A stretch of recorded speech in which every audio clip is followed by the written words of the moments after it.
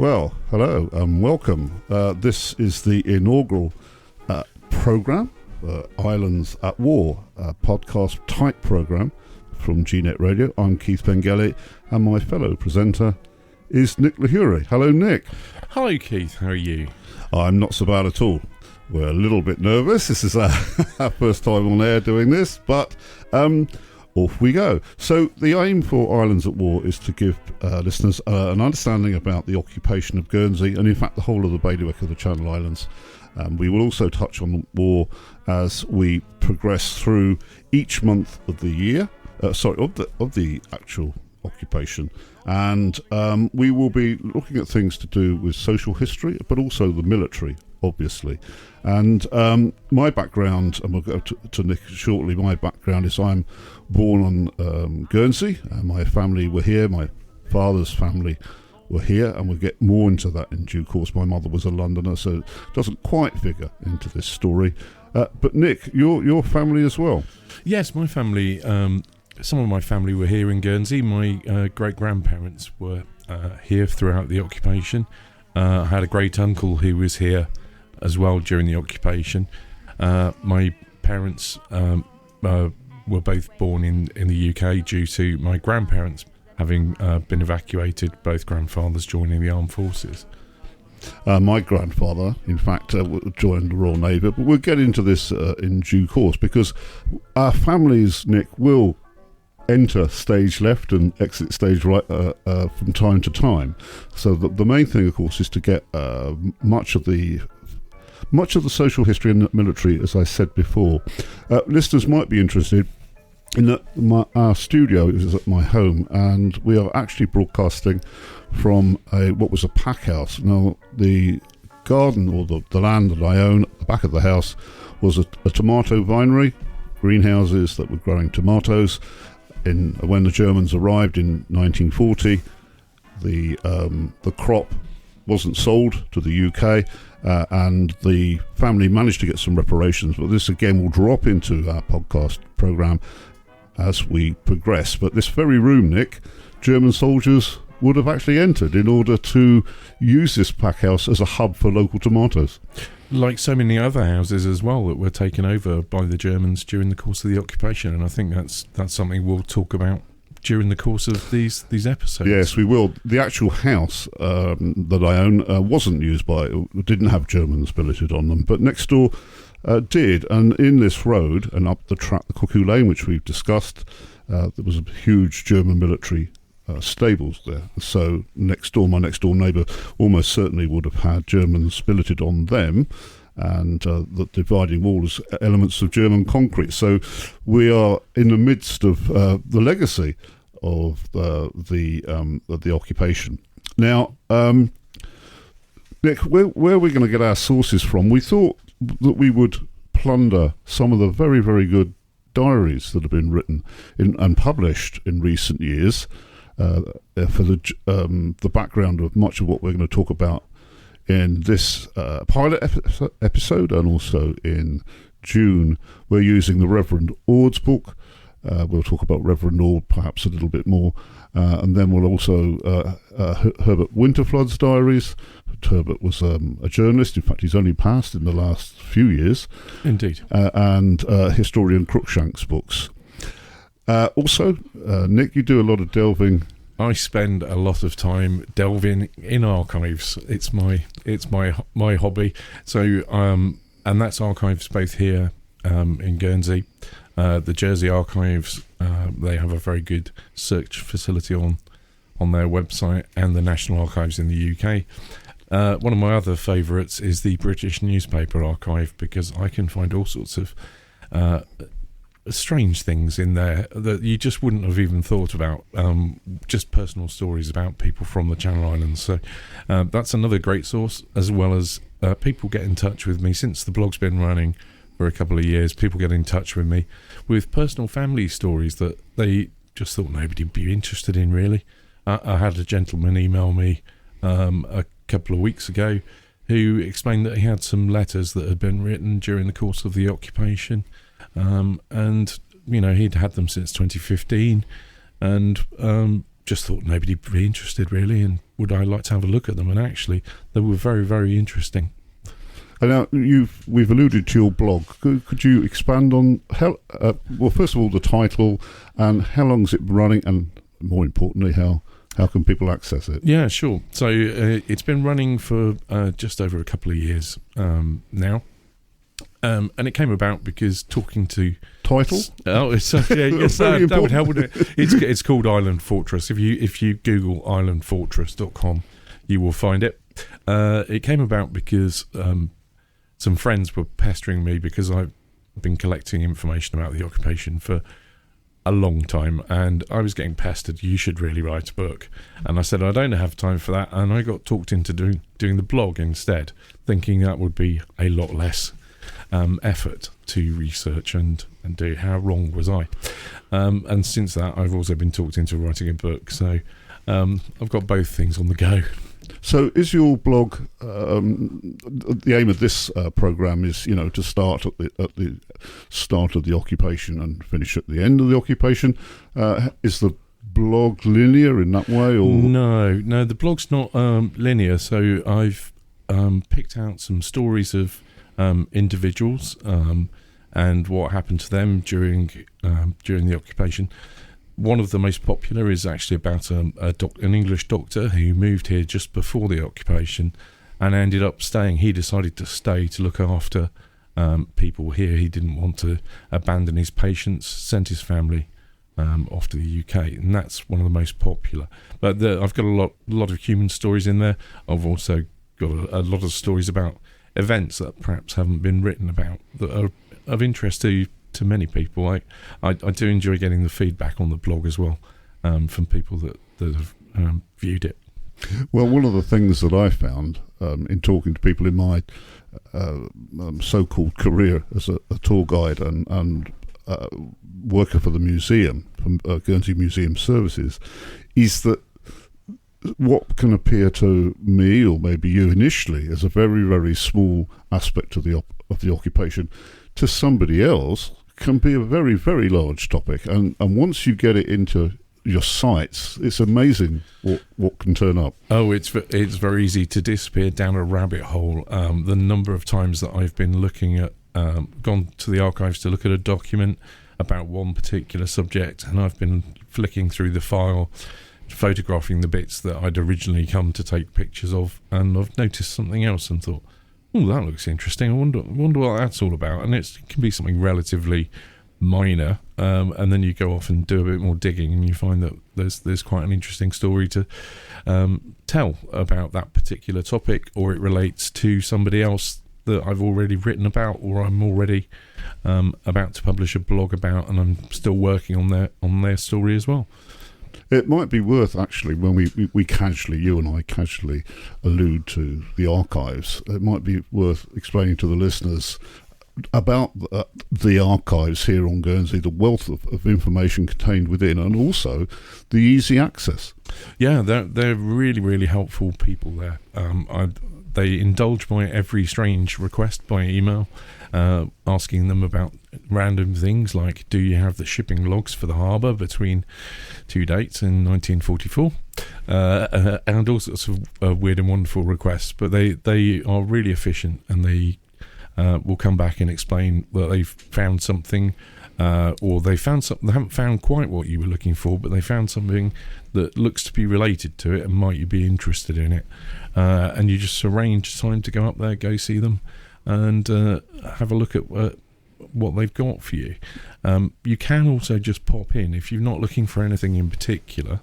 It's in a lovely old church building, the St Barnabas, former St Barnabas Church, which has been restored, and it's a fantastic space to go and have a look at books on all topics, but they do have a lot of books about the occupation.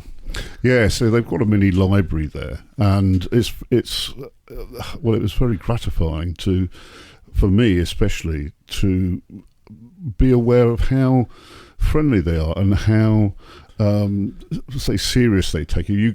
I first went there with much trepidation, thinking I'll be laughed out of the place. I'll ask all the wrong questions and ask for all the wrong folders. But within 4 or 5 visits, over the last couple of years, you're welcome there almost as an old friend. Absolutely. And I think one of the other great things is it's absolutely free. So a lot of archives, if you ask for a copy of something, you have to pay for it. As long as you're going along there to photograph documents, and you do so within their guidelines on handling the documents and also what you do with those images, then it's totally free, which I just think is fantastic. And they have so much information. Yes, and of course that sits alongside the Gref's office, which is our sort of land registry and hatch matched and dispatched archive. So we've got a wealth of information here that covers not just the occupation, of course, but I think that's enough free advert for we probably shouldn't forget the Prio library as well. Actually, crumbs. Yeah, sorry, Steve. we'll get shot.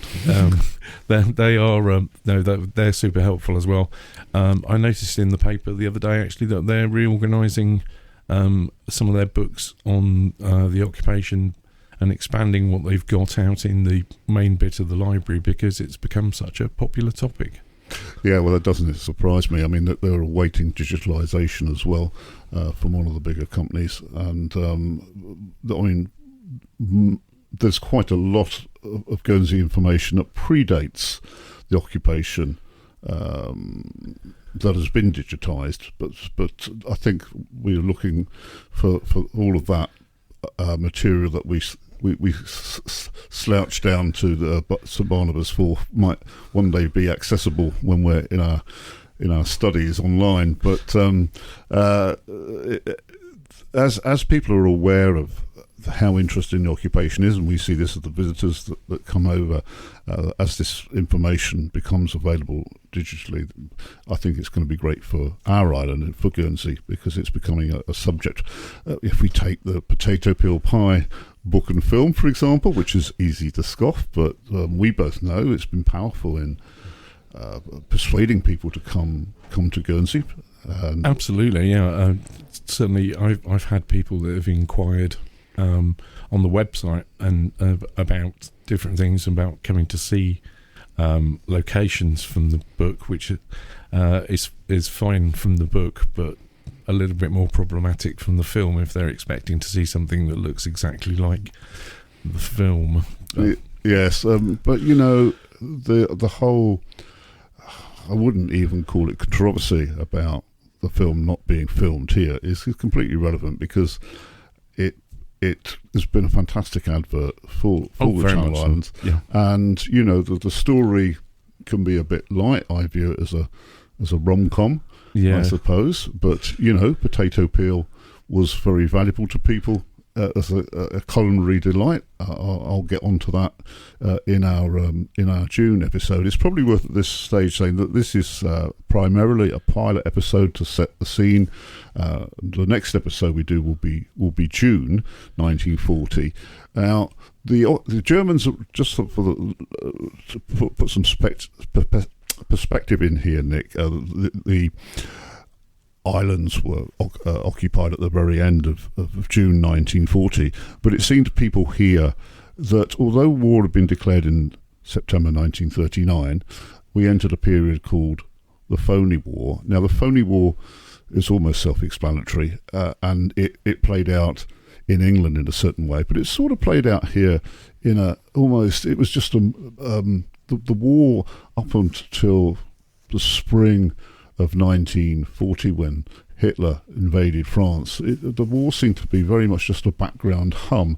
And we entered the period of the Phony War. Could you just give us an indication of how the Phony War started to wind down, and then the pressure was starting to apply on France, wasn't it?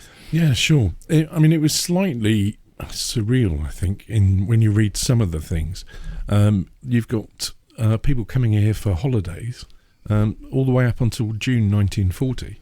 And the national papers in the UK advertising, you need a break from the war, come to the Channel Islands. And many people did, which is... The war felt a long way away at that point, until May 1940, certainly. It seemed, I think, to some people that you could escape to the Channel Islands, and and be immune. In other words, that immunity from war, the Second World War, would not come here. So during the Phony War, in the lead up to, we get into, let's say, the first couple of months, 1940, into March, April, and such like. Just remind me, when did Hitler make that move through the Ardennes? That was the 10th of May, 1940. That they invaded the Belgium, and then moved on through France, which they've finally started negotiations for peace on the 18th of June. And it was really at that point that people here in the Channel Islands felt that maybe there was a chance that the Germans might come, but they still weren't sure, and there was a lot of uncertainty.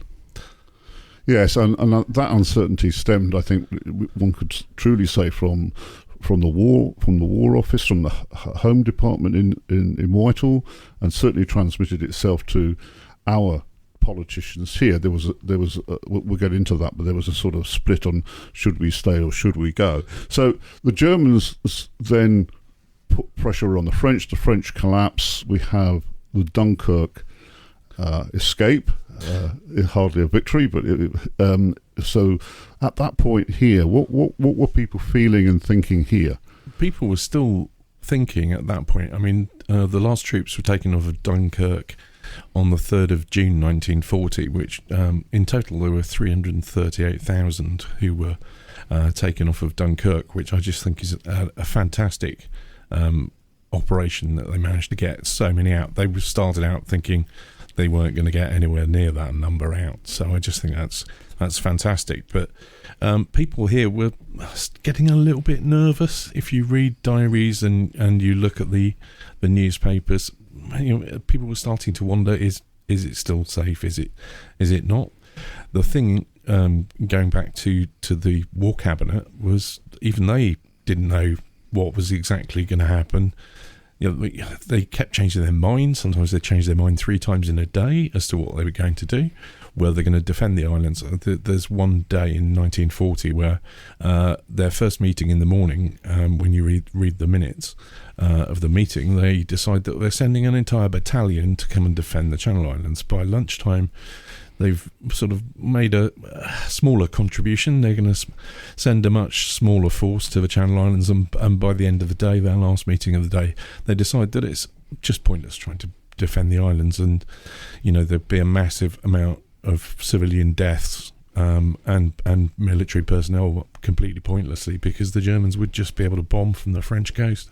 Okay, so again, who was Prime Minister at this stage? Had Churchill actually taken over? Churchill had taken over at that point, yeah. Yeah, and in terms of garrison here, firstly in Guernsey, were there still troops? Because we did have a garrison fort above St Peter Port Nick called Fort George. Yeah, absolutely. There were still troops here. They were taken just after the fall of France. They were basically all moved out in one day. There was a machine gun battalion up in Alderney. They went as well, and the islands were demilitarised. So, what sort of troops, by and large, were stationed at Fort George? What was how long had they been here, and what was their sort of purpose? They had a variety of troops. So we had a local militia that was in play still. But the troops that were based here, there were a variety really, but they were mostly not here to carry out some sort of massive defence of the islands. They were mostly here for training, to be honest, and the RAF had a coastal command detachment up at the airport up until quite late in June 1940. And it was worth mentioning, of course, that our airport was only finished in 1939, so it hadn't, I don't think, been open a full 12 months before the Luftwaffe were able to make use of it. Indeed. It was also used by the RAF for a bombing raid down to Italy.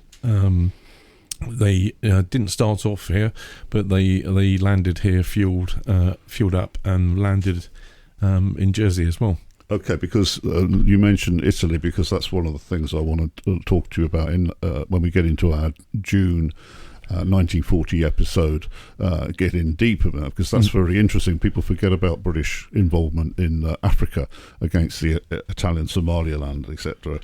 We'd also touched on the fact that the airport opened in 1939. My grandfather had been in the Royal Navy. This is William Henry Pengelly, RN. He joined the Royal Navy in 1915 as a boy and had various adventures, and in fact was demobbed in 1938. Went to work on the reservoir, the putative reservoir in St Saviour's here on Guernsey. But he was called back to the reserve in 1939. So he had already gone back very, very early on. I think it's something like August the 30th, so it's actually before war was declared on the 3rd of September. So there must have been other ex-service personnel that were on the reserve. They must have started to go as well. Oh yeah, absolutely. And although Channel Islanders couldn't be called up, you were only available for the defence of the islands. You couldn't be called up by the UK government. They did work on changing that, but it actually took so long that by the time they got the laws passed, it was too late anyway. But this is a legacy of the First World War, is it? It is. Perhaps you could just explain what happened to Guernsey troops, because Jersey handled it slightly differently, didn't they? Yeah, Jersey's law got changed quicker because they acquiesced to the requests from the UK government a lot quicker. Guernsey took one look at what Jersey had signed and said, "Oh, I don't think so. We can see some problems with this." That was mainly down to the Royal Guernsey Light Infantry in the First World War, where a large amount of them were killed or very badly wounded, and it impacted an entire generation here. So they wanted to avoid that happening again. As it happens, but the conscription would have made very little difference in any case, because most men of military age had already left the island and gone and signed up voluntarily. So it was a bit of a waste of time and effort, to be fair. Yeah, because just touching on the Guernsey, the way that Guernsey forces were concentrated in the First World War, they were pretty much concentrated in one or two battalions, whereas Jersey's military were dispersed. They were dispersed across different regiments. So yeah, it wasn't quite the same setup, but so that was was what the thinking was around that. So the militia here was disbanded just in the run up to the war. I can't remember the exact date actually. It might have been after the war broke out, to be fair. So they weren't around, and the islands were declared to be open islands. Effectively, they were demilitarised. Yeah. So coming back to we've got Dunkirk has just occurred. I think you and I are aware, and you are very aware of the details. Now there was also a so-called mini Dunkirk that operated out of Jersey, which very, very few people now are aware of. Could you talk us through that? Yeah, a lot of people don't. I don't know why this has kind of fallen off the radar. It wasn't just Jersey, but there is a special mention for Jersey because they did get a lot of people out. It came from a telegram from the Admiralty to the Yacht Club requesting ships, or say ships, I think the largest one was 50 feet long, to go to St Malo to rescue troops from there. Which they did. They set out on the 16th of June 1940. Some set out at midnight. From Jersey? From Jersey, yeah. It was too far to go from Guernsey. It just wasn't practicable. And some of them set out at first light the next morning. I can understand why they set out at first light in the morning, because every single navigation light around the Channel Islands had been turned off. So you've already got a relatively dangerous coastline if you don't know what you're doing, or even if you do know what you're doing, particularly if the weather turns unexpectedly, and if you've got no navigation lights. None of these, well, I think one or two of the boats had radios, but very rare to have a radio on the boat in those days. They went all the way to St Malo, which is... did they go as a flotilla? They did, yeah. And they took off a lot of men. Now, that was named Operation Ariel, and it wasn't just Jersey involved, but a total of 21,500 were rescued from...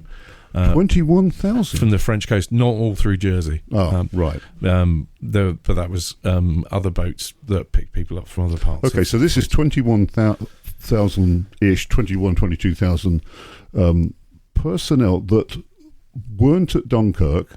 Correct. So they had gone further down the coast, and they were in what sort of general area? Cherbourg down to St Malo? Yeah, down that way. And so these guys were rescued from St Malo.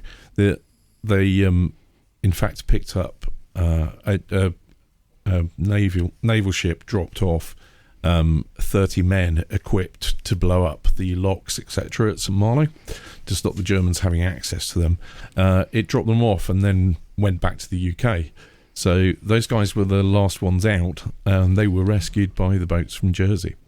And Jersey Yacht Club has an unusual honour. It is, I believe, the only yacht club that received a battle honour from the Admiralty. And they have an ensign that they're permitted to fly and is still flown today.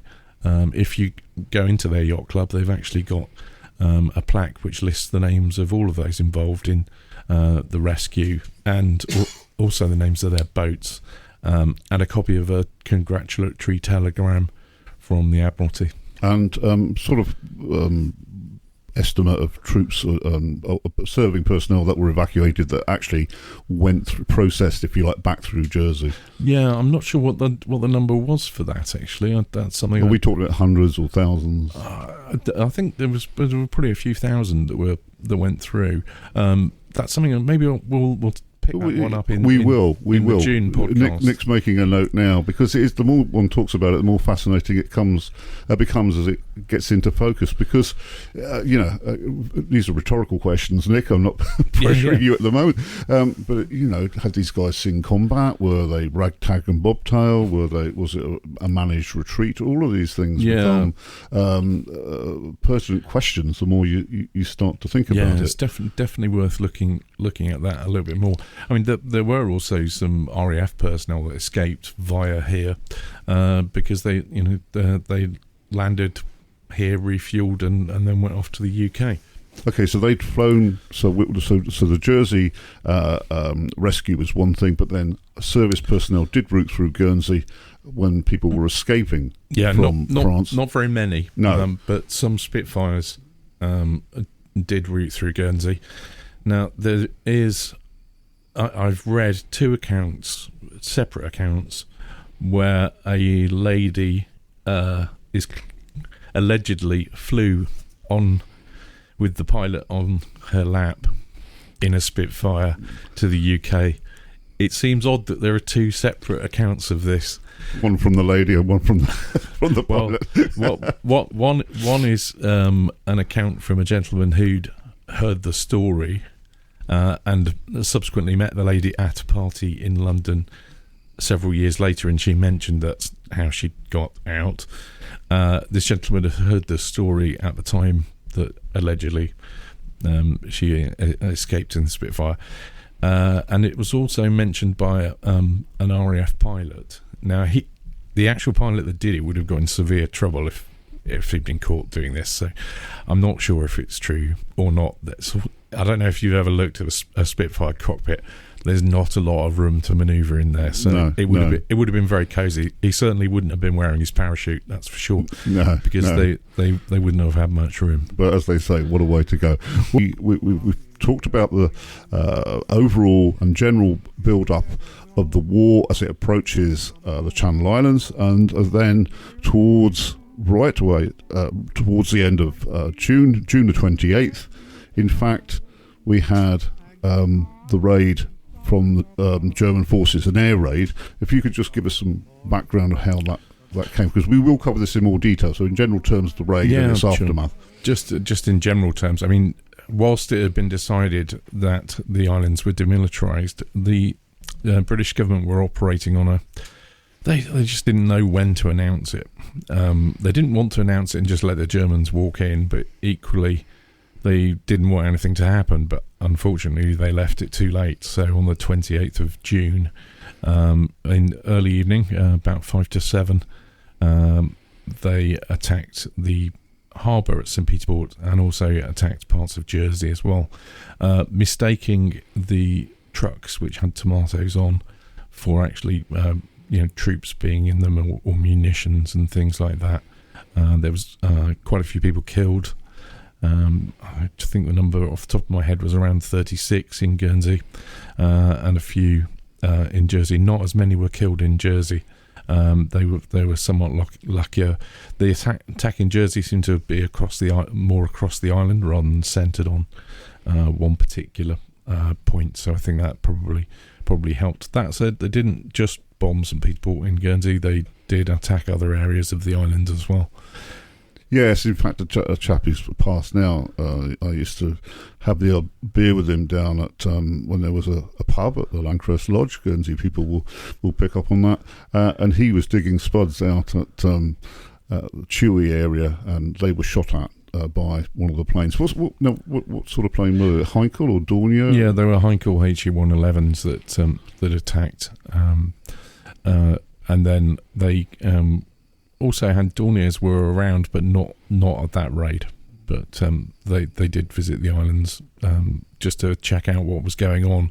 Yes, because if I'm correct, they thought the tomato trucks, which were canvas covered, were British Army or at least military vehicles of some sort. Yeah, that's what they said they thought had happened. And it wasn't unusual for people to see German aircraft in that week between the last boat going to England with people being evacuated. They were becoming more and more a common sight during that week. They were flying lower and lower because they were trying to work out what was going on, were the islands defended or not. They were actually planning a sea attack. That was how they were planning to invade the islands. Okay, so how would that have been affected then? This would have been, because we think about sea invasions with regard to World War II as being sort of D-Day, Salerno, landing craft. If the Germans were going to arrive by sea, how was this going to be planned? Because for those of you that don't know Guernsey topography, where from St. Peter Port, as you go around the island clockwise, we're cliffs until we get to the west coast, and where we've got the beaches full of, which could accommodate a seaborne landing. Well, it must have been there, presumably. Yeah, they were going to try and land at St. Peter Port, to be fair. Really? They were going to try and force... They didn't have landing craft. They only had, had barges or normal ships. So that's why they were checking out what was going on around St. Peter Port. But what happened was a pilot landed here the day after the raid, discovered that there was absolutely nothing going on here at the airport. Did get attacked by a couple of Blenheims that were in the area, some RAF Blenheims.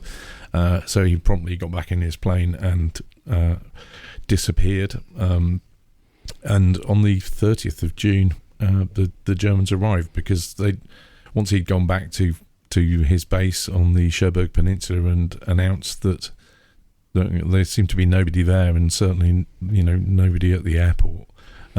They decided to bin off the idea of a seaborne attack and just turned up in some Junkers Ju-52s, the transport aircraft that you'll have seen on many a war movie, and started to make their way around the island.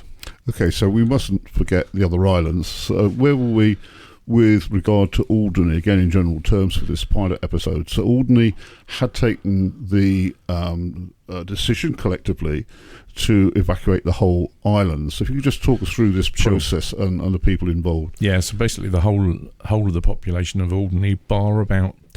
It depends which records you look at, and it does change from time to time, but bar about 10 or 11 people. And the population being at that time, roughly? I think it was roughly about 3,000, something like that. Again, that's something I'll look at for the next episode. Off the top of my head, I think it was roughly 3,000. The well-known person that stayed was the local farmer, George Pope. who stayed with his family. But work parties were sent up there from Guernsey. But the actual decision, the process of deciding to leave, the head of the Jersey of Alderney was Judge French, was it? Yeah, it was Judge French, yeah, and he decided that the best thing was for everybody to go. Because he wasn't getting any sense out of Guernsey politicians, basically, because they didn't know. Correct. And then what was it? Island meeting, I think, wasn't there? There was an island meeting, and they chose to go in very short period of time. They had very little time to pack up. They emptied out everything from the bank as well. All the money that belonged to Alderney Estates, that all went with them as well for safekeeping. And they all disappeared off. So where did they get a ship from? Because it was one sailing, I believe. It was one sailing, I believe, yes, from the UK government, actually. What a lot of people don't know is that Guernsey and Jersey and Alderney had to pay for those ships to evacuate us. Oh, right. Okay. So they hired them from the British. It wasn't a freebie. What is? Okay. Oh, I didn't know that. Yeah. I mean, again, I think it might even be online now. There was a fantastic 3-part film made about the evacuation of Alderney from mainly, of course, taking advantage of the fact that some people remember it, are still with us, thankfully. Yep. And there was one poignant part in the film where I think they said that as the ship was leaving Bray Harbour, the harbour outside St Anne's in the capital of Alderney, a lot of the animals that had been abandoned had not been put down in this mass slaughter of pets and farm animals. The animals actually gradually wandered down to the huge breakwater and to watch the ship recede into the distance. It sounds a little bit fanciful, sounds a little bit like Animal Farm, but it was one of the things that several people did bring up. It must have been really, really quite eerie. So this boat leaves Alderney, and does it come to Guernsey at all? I don't believe so. I think it went straight to the UK, I believe. Yeah. And at this time, we'd had quite a few evacuation ships, hadn't we? With thousands of women and children on. Yeah, and some of the ones that left on the last day of the evacuation went fairly empty. Went with tomatoes on, in fact, some of them, because a lot of people had decided that they were going to stay.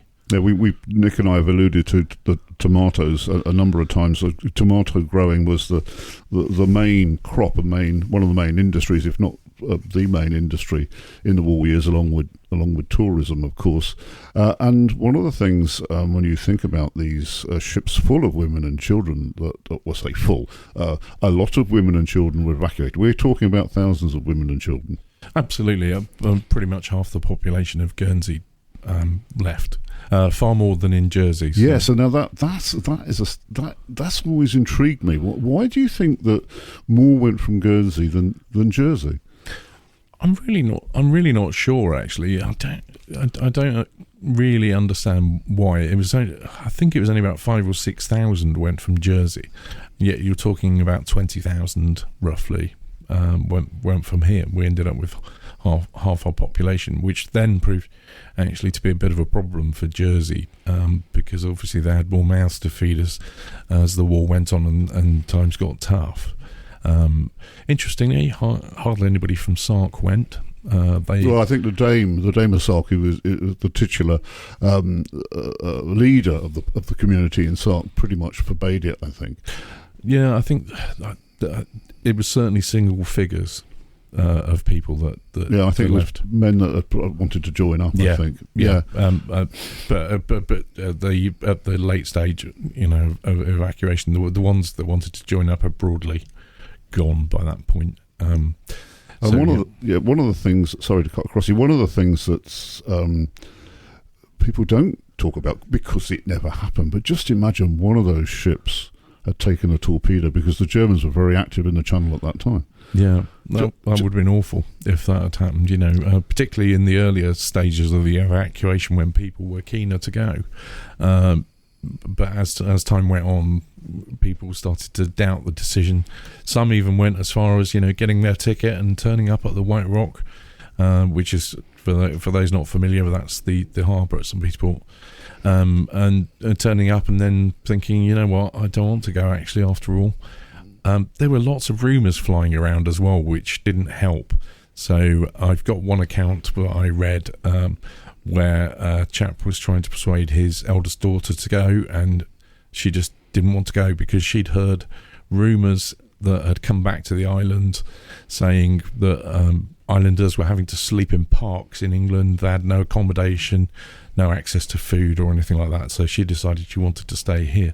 Where those rumours came from, who knows? There were so many rumours flying around in the 2 weeks before the Germans arrived that you can see evidence of lots of them. Particularly, Reverend Ord is pretty good at recording what the latest rumour that he's heard around town throughout the occupation, actually, and it's usually fairly scathing of most of them.